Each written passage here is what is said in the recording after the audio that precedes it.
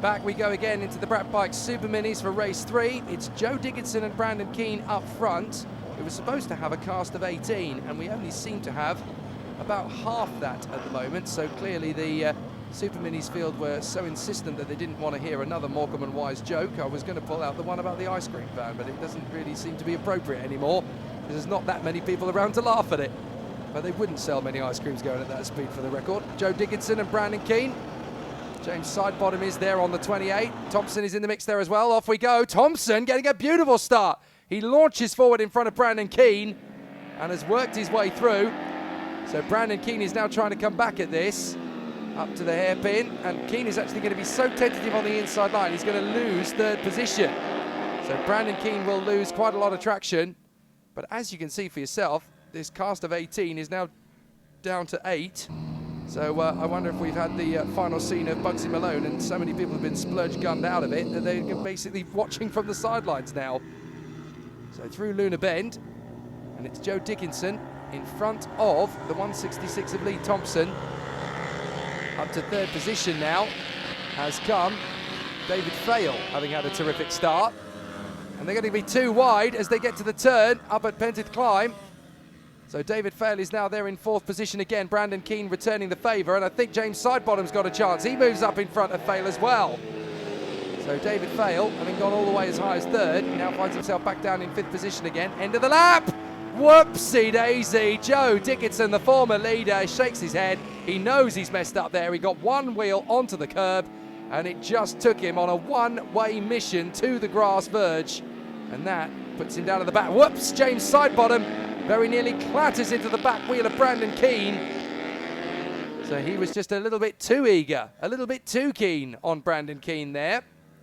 Working their way through the S's, through the right, through the left. Getting back on the power again. Now a big dive to the inside of Brandon Keane. Surely you can't get that one stopped.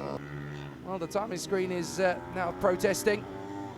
So hopefully it'll come back and show us the order. But the raison d'etre of James Sidebottom in this race is crystal clear for all to see. As he continues to quest away, looking for his first Super Mini win of the year, I do believe. Back into the action again goes the 254 of Nathan Gardner. So Nathan Gardner's had a problem somewhere. Even though he wasn't running towards the front of the field, it's still very unfortunate for him. Lee Thompson is now your race leader as a result of all of that. This is Brandon Keane versus James Sidebottom for second place. So Sidebottom trying to get close to Brandon Keane. Oh, this will be a mother of all switcheroos if this can work. And it does! James Sidebottom threads the eye of the needle through the Valley hairpin. And Brandon Keane is so stunned, he's just been dropped. That was superb from James Sidebottom. And that really was the kind of move that takes nerves of steel and quite a lot of bravery there. So David Fail finds himself in fourth position, chasing after Brandon Keane, who still remains in the top four, but albeit now down in third position. So still they continue to quest on. Not a lot left to do in terms of the battle for the lead for our race leader up at the front end of the field. But that doesn't mean that there's not going to be any less pressure on Lee Thompson. 2 seconds is the advantage. There he is. Second place now is James Sidebottom, as we know. Not that Brandon Keane is particularly happy about that. Over the line comes the 18 of Joe Dickinson. He has also proved here, you're not the kind of rider to just throw in the towel and throw your toys out of the pram because you didn't get your own way.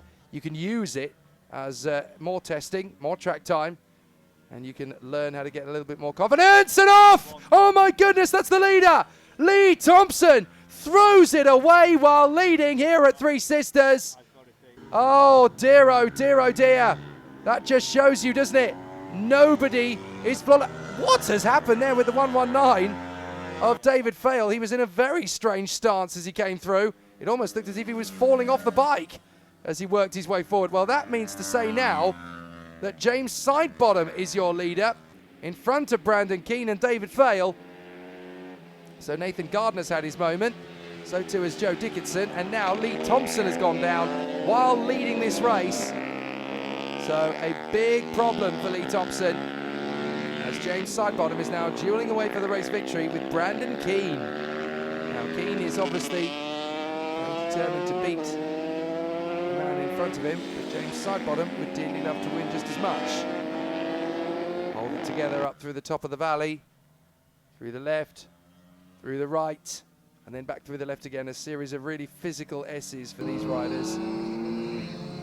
But this is a very tough little duel between these two. And David Fail is sat there 4 seconds behind them, just waiting for them to take each other out. But this is not really Brandon Keane's style. If he can find a clean, decisive, firm move on James Sidebottom, he's going to do it. And as I say that, he gets a better run out of Luna Bend, up the Conrod Straight. Cheers, Mr. Sidebottom. I am into the lead. Oh, really? You think you're going to be done with that, do you? Says James Sidebottom. He's going to go back after Brandon Keane. Won't get him into Dunlop, but that's not where he's planning to overtake him. He's got a good run off the turn. So can he make his bid into the first corner? Not close enough yet.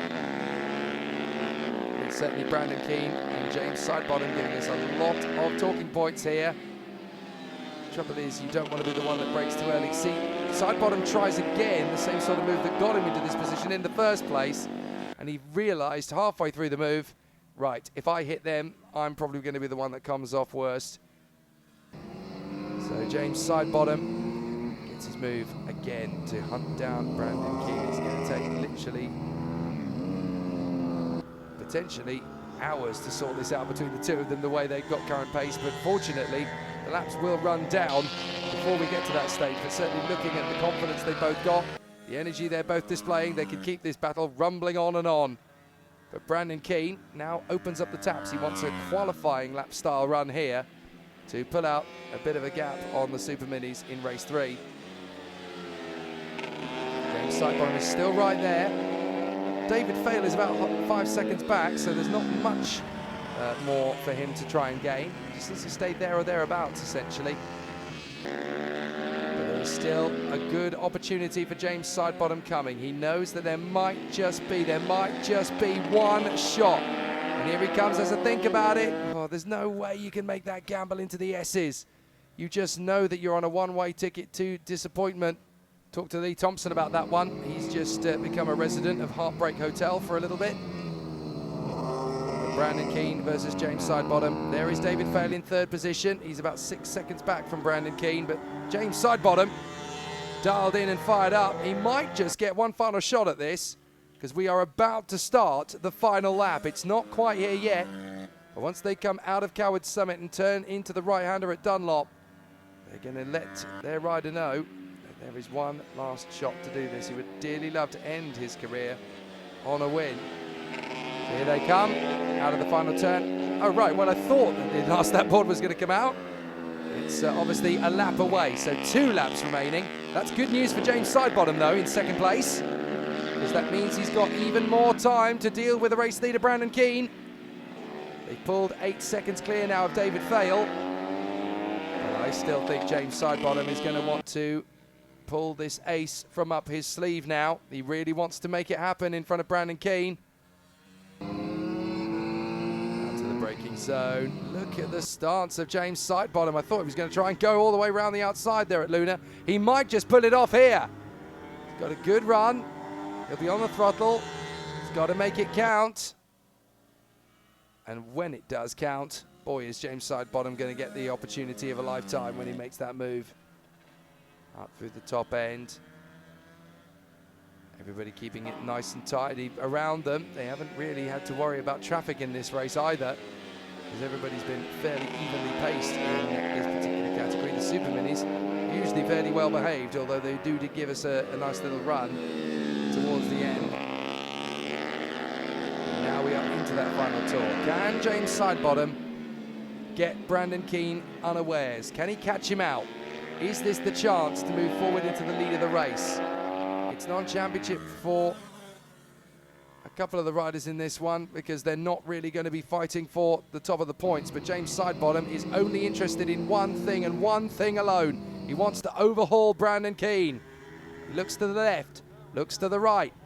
Come on, man, I can get you, I can get you. And here he comes, opening up the throttle. He's got to have faith that the tyres will hold.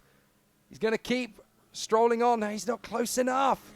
So frustrating for James Sidebottom.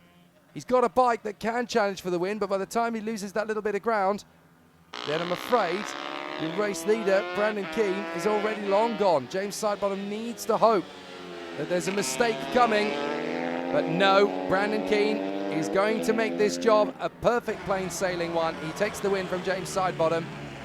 We look back to see, no, it's not David Fail. That's actually Joe Dickinson. He's managed to catch up enough to get through into third place. David Fail just missing out then on the podium. So Brandon Keane taking the victory in front of James Sidebottom, Joe Dickinson and David Fail. You can see the results there on your screen. Poor Lee Thompson, a real missed opportunity, and he will feel gutted with that one. But for Brandon Keane, he's peachy keen on the top step of the podium.